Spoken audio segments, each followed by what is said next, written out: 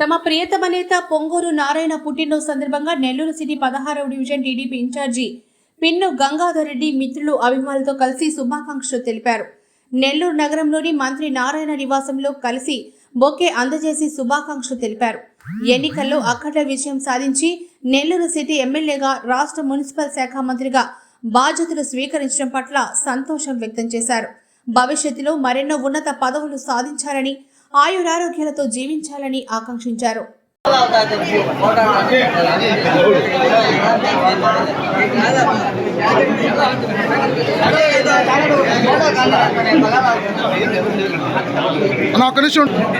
Sir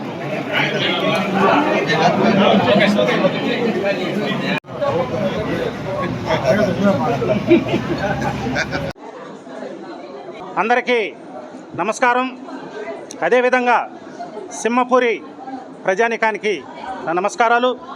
ముఖ్యంగా ఈరోజు నెల్లూరు ముద్దుబిడ్డ మంత్రివర్యులు నారాయణ సార్ గారి పుట్టినరోజు సందర్భంగా ఈ యొక్క క్యాంపస్లో మేమంతా కూడా కలవటం జరిగింది.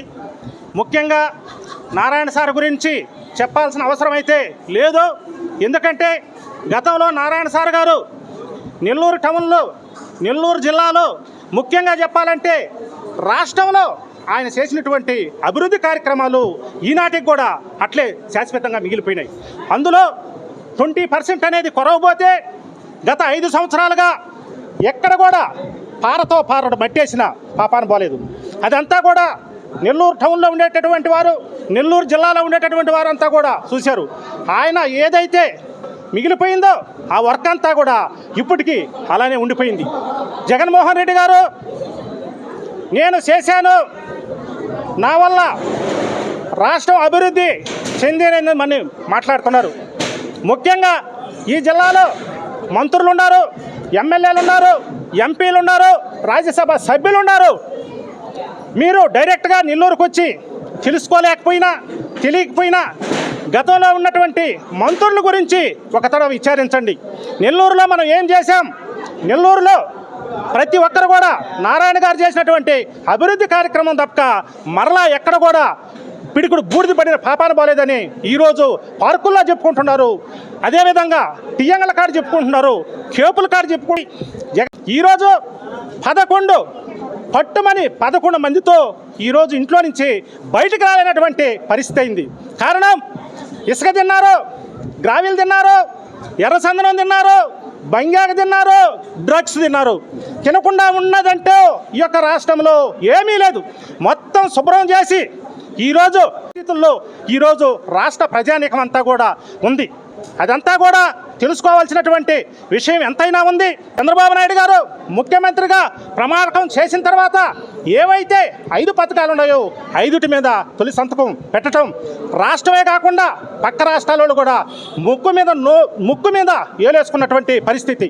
అటువంటి చంద్రబాబు నాయుడు గారిని 52-53 రోజులు జైల్లో పెట్టినటువంటి పరిస్థితి.